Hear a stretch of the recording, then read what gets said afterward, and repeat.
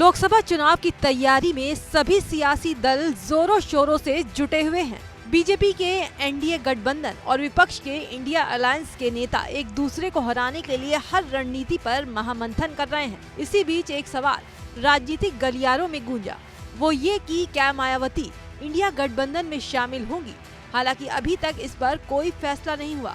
इधर सपा मुखिया ने मायावती को लेकर बहुत बड़ा बयान दे दिया। बलिया पहुंचे अखिलेश यादव से एक पत्रकार ने इंडिया गठबंधन में मायावती को शामिल करने पर सवाल पूछ लिया, जिसके जवाब में सपा अध्यक्ष ने कहा कि उन्हें बसपा चीफ पर बिल्कुल भी भरोसा नहीं है। उन्होंने उल्टा पत्रकार से ही सवाल दाग दिया कि चुनाव के बाद उनकी गारंटी कौन लेगा। तो क्या अगर मायावती इस गठबंधन में जुड़ती है तो ये इंडिया गठबंधन के लिए फायदा होगा या नहीं होगा? उसके बाद का भरोसा आप दिलाओगे? बाद का भरोसा आप में से कौन दिलाएगा?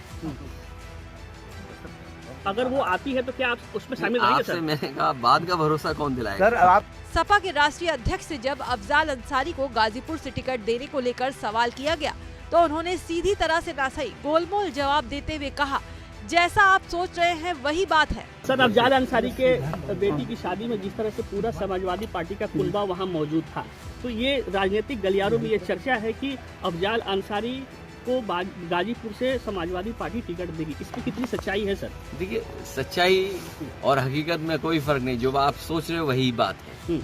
सर राम मंदिर से लड़ेंगे अफजाल अंसारी? सही नहीं, अभी तय होना है आने वाले समय में, लेकिन जो आप कह रहे हो सच और हकीकत में कोई ज्यादा फासला नहीं है। बता दें कि लोकसभा चुनाव 2019 में एसपी-बीएसपी गठबंधन ने मिलकर बीजेपी के खिलाफ चुनाव लड़ा था, लेकिन बीजेपी के समीकरण के आगे विपक्ष के सारे दांवपेच धरे रह गए थे। 2019 में यूपी की 80 सीटों में से बीएसपी ने 8 और एसपी ने 5 सीटों पर जीत दर्ज की थी। अभी तक इतना तो साफ है कि मायावती फिलहाल तो इंडिया गठबंधन का हिस्सा नहीं होंगे, लेकिन राजनीति चीज ही ऐसी है कि कब क्या हो जाए कुछ नहीं कहा जा सकता।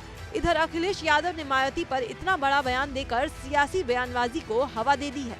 अब देखना यह है कि बसपा चीफ सपा मुखिया पर किस तरह से अपना गुस्सा निकालती है।